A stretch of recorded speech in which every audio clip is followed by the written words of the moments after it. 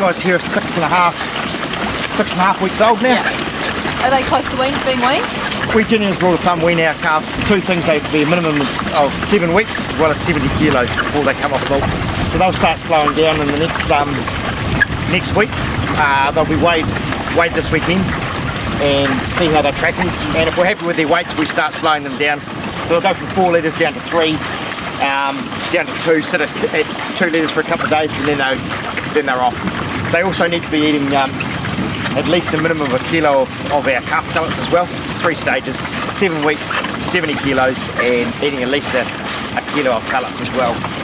These guys are going probably through at the moment about 1.2 kilos from how many bags I'm tipping in to the mob. They're going to about 1.2 kilos, so they're on target for hitting that good kilo obviously mark before they're coming off.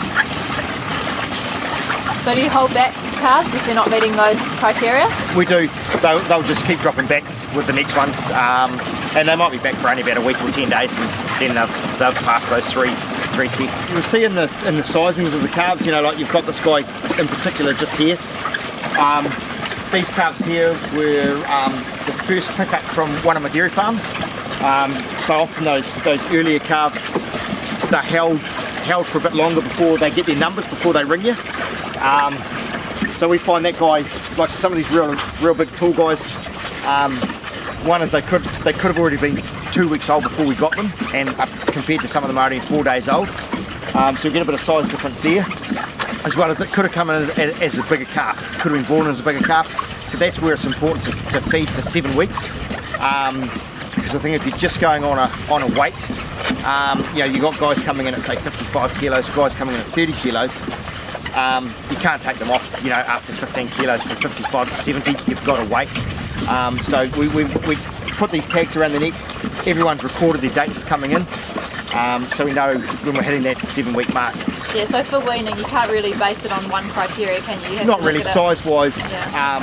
You know, if you're just weaning on size, I think it's a bit unfair, and you know, you will pay the consequence where they will go backwards on you.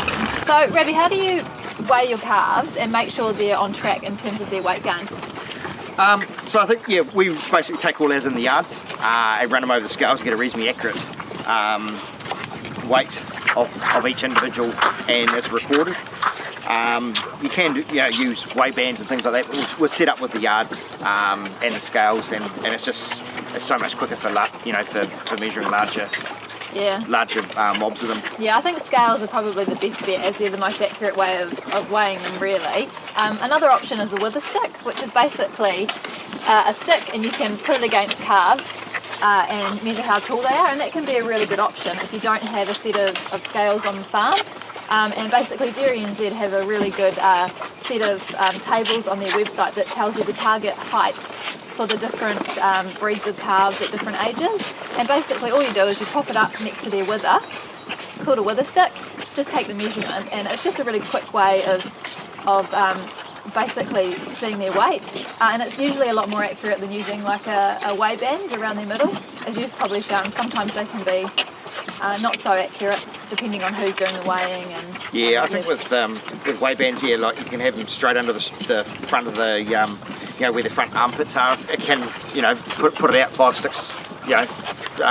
or 6 kilos, depending on where exactly you've got it placed on the animal. Yeah, so I think the scales are the gold standard for weighing, but a wither stick can be a good alternative if you haven't got scales on your property. Yeah. And do you find it's quite important to keep in touch with how much they weigh and make sure they're on track? Yeah, definitely, because if someone's dragging the chain, you need to know pretty much straight away. So regular weighing is crucial to make sure you get to your target weight, in time, really. So how often do you weigh? We're weighing basically every fortnight, and that's just, I know it's a lot of work, but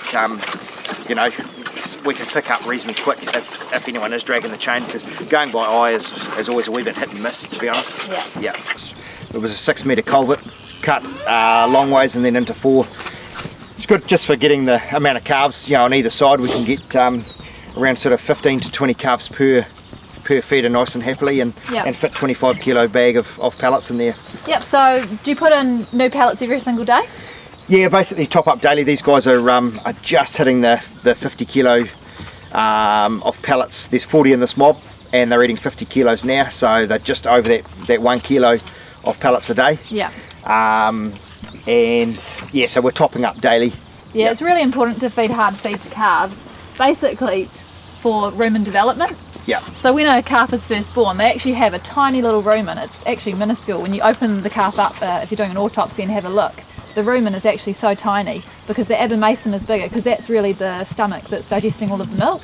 So the whole calf rearing process is really about developing that rumen from a small compartment to a big compartment that can actually break down really fibrous feed like pasture. So feeding them something like a highly digestible calf feed that's high in starch is basically stimulating the development of that rumen and making it grow in size. And that basically means that when these calves are actually weaned, that rumen has been developed so well that they hit the ground running. Right. So feeding them like a kilo at weaning at least, do you find that they do better on that than not having the calf feed in the diet? Yeah, definitely. Like when we do take them off milk, we have no checking, effect. Their weight gains are just always heading up. So and that's crucial. It can be the difference of getting your calves away, in October, or getting them away in November. Yeah. Yeah, I think that if you don't feed them hard feed, or you don't feed them enough hard feed before they're weaned, basically that rumen's not really prepped to digest pasture. So it's a bit of a shock going from all milk in your diet to digesting a whole bunch of pasture. Yeah. So really the calf pellets or the muesli or whatever option that a calf rearer goes for, it's just really important for rumen development for a smooth weaning period. What age do you think they really start ripping into the calf pellets? We're on a once a day feeding system, milk feeding system. After a fortnight, we're certainly noticing it. And then these guys here at around that sort of 6 weeks old, we're happy that they're doing about that 1.2 kilo of pellets a day. So what do you look for in a hard feed? I think, to be honest, like a trusted brand is our number one. We are relying totally on a manufacturer to make that correct feed for us, as well as quality. If we're going to spend that money on them, we certainly want them to put weight on. We don't want to just be feeding it for the sake of feeding something. Yeah, and I think the key to a good calf pellet as well is the starch level in there. So starch comes from grains like wheat and barley, and starch is really the highly digestible component of a calf feed that's actually breaking down in the rumen and actually stimulating rumen development. So if you go for a calf feed that's lower in starch and possibly higher in fibre, for example, if it's got a high level of palm kernel in it or any sort of fibrous byproduct materials, because it's got a lower level of starch, it's not as good as stimulating rumen development as a really quality calf feed that's packed full of starch. Probably the number one thing you're looking for in a calf feed, along with it being really high quality and really high in starch, is really palatability as well. So they actually have to eat the feed, which is really important. So obviously this calf feed you've got out at the moment is really palatable because they're absolutely digging into it. What protein level does this calf feed have? 20% protein. Right. And really high in energy as well. Yeah, I think the protein component's really important because these young calves are growing so rapidly. They're probably putting on about a kilo a day at times. If they haven't got the protein in the diet, muscle development really is held back. So just because they're so rapidly developing, they really need that high quality protein coming in from the diet, and that's why it's so important to go for a 20% calf feed. Yeah, we tend to keep on the 20% protein, and you can see at the moment, we've got plenty of feed and nice probably protein in the grass as well. But we find when they're getting closer to weaning off, it's getting closer to summer and the grass is starting to harden off, and the protein levels will be dropping in the grass. Yeah. So we think for that little bit extra, we keep the 20% protein into them. And it just keeps driving them forward. Yeah, so it's a good option to keep that 20% going right through, particularly if your grass quality starts to decline. It can be really good. And the protein in these calf pellets is actually quite different to the protein that's in the pasture. The protein that's in the pasture is mainly rumen degradable protein, so it's breaking down in the rumen, whereas the protein in the calf pellets is actually rumen bypass protein. So it basically is more easily digested, especially by young animals. So it's a good option for them as well. If we're taking them through to, say 2-year-olds or things like that, and if it is, summer's is really kicking in, we will drop to a 16% then. But that won't be till after they're well over 100 kilos, and if we want to keep them going. Yeah, and I think for young calves, rolled barley, although it's got that starch level in there that we were just talking about, the protein level in barley or wheat is actually quite low, so around 10 to 11%, depending on where you've got that grain from. So it's really not high enough in protein. So it's a bit of a false economy going for a straight grain or a rolled grain. compared to a pellet, just because mainly the protein level isn't quite high enough in the grain. Yeah, and I think minerals probably doesn't it doesn't hurt to keep the minerals going in. Yeah, a fully formulated calf feed has lots of bits and pieces added in there, along with the coccidiostat and also the vitamins and trace elements. So it's a bit of a no-brainer really.